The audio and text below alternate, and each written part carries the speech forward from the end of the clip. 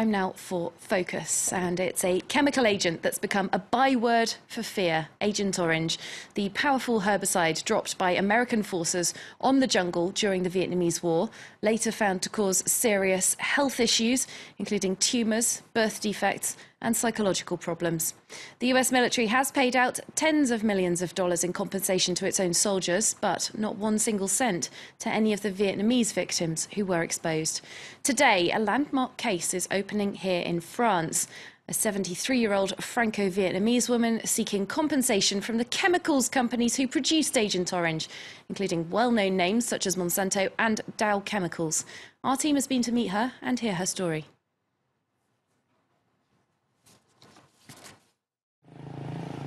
Củ Chi, a few kilometers from Ho Chi Minh City. During the war, this used to be one of the largest Viet Cong positions in southern Vietnam.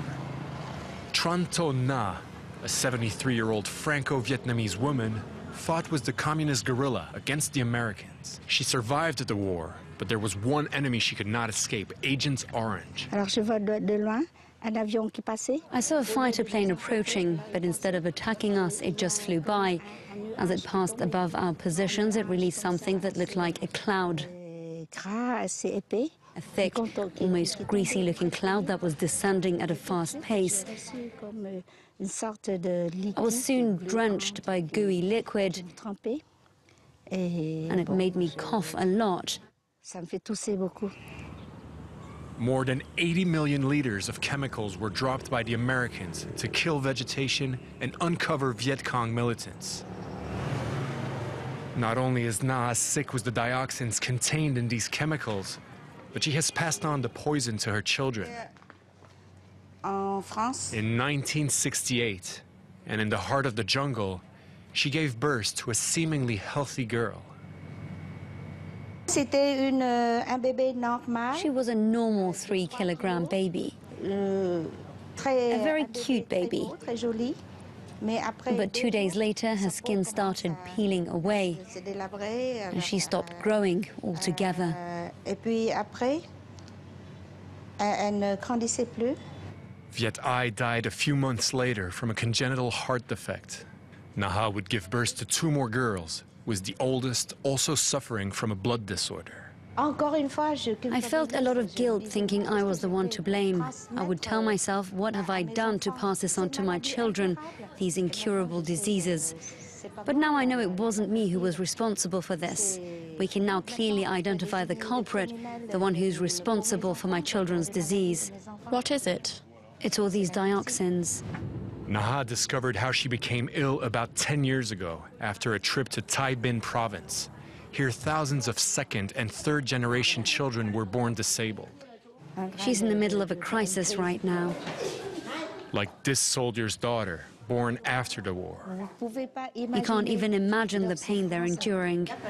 At first, we believed she'd lost her mind. We sought treatment for her. It's only many years later that we knew she was a direct victim of Agent Orange. When did her condition worsen? She's been like this ever since she became blind. That's when she turned 16. She's 38 years old now. Her mother and father fought on many front lines during the war and were both in contact with Agent Orange. I was 22 when we got married. We were a nice couple, but our fate was a sad one. You're a courageous woman. It was after meeting these families that Tran To Na decided to bring a claim to court in France. She is suing Monsanto, Dow Chemical, and 20 other companies who supplied Agent Orange to the American army. She has also gained the support of Vietnamese veterans. In 2009, they demanded reparations, but it was in vain. Naha is their last hope. The U.S. government has granted financial aid to American veterans who were contaminated by Agent Orange during the Vietnam War. This is a strong injustice for the victims here in Vietnam, because both the U.S. government and the U.S. chemical industries are directly responsible for their suffering. The first part of the case against the American chemicals industry starts today in France, and it should last for many months to come.